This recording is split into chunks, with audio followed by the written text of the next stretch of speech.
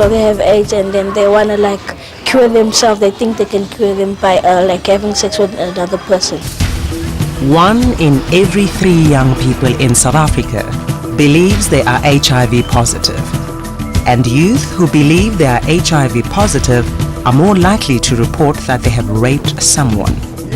Millions of rand are spent each year on national and local initiatives to reduce HIV, AIDS and sexual violence, but most do not work. This evidence emerged from a recent SEAT survey in South Africa. No less than 283,000 learners at 1,400 schools shared their views in a national initiative supported by all 9 provincial departments of education and funded by IDRC and UNICEF. For many who participated, this was their first chance ever to voice their opinions and experiences. It's questions that need to be asked, especially amongst scholars. People are also ashamed to talk and say, look, I was sexually abused, because there's this thing that if you were raped, it's your fault, you called it upon yourself. I was quite surprised how honest they were. And then the other thing, like how grateful they are to find someone they can confide with, But really, these kids, they can like tell you shocking stories. The story is shocking. Sexual violence is ingrained in South African society, making a favorable environment for the massive spread of HIV/AIDS.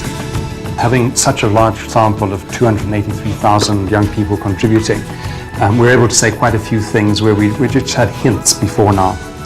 The first of them is quite how common sexual violence is in our country and quite how many of our young people are affected.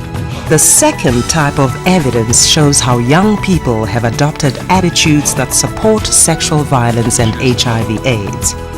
The boys' views were disconcerting, but schoolgirls, previously seen simply as the victims, brought shocking insights into what SEAT calls the culture of sexual violence. For example, 1 in 3 schoolgirls said that forcing sex with someone you know is not rape.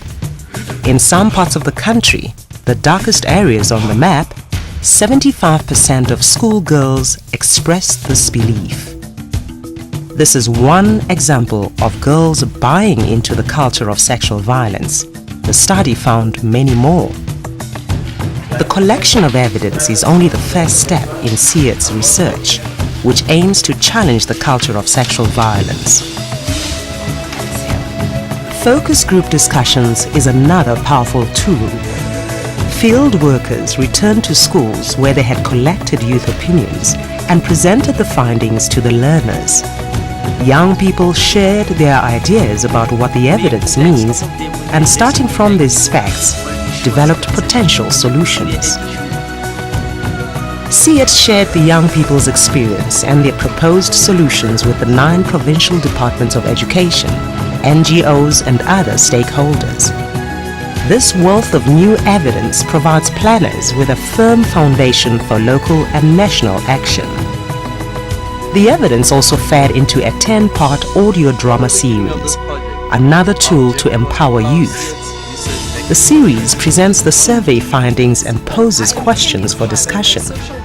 This program is available in 7 languages and free of charge to radio stations and schools across the country. SEAT's methods get young people talking about sexual violence and HIV/AIDS, a first crucial step to doing something about these twin problems. With solid information, young people can understand the issues and take positive steps. Shared with national stakeholders, the same information can be integrated into national programs against rape and HIV/AIDS.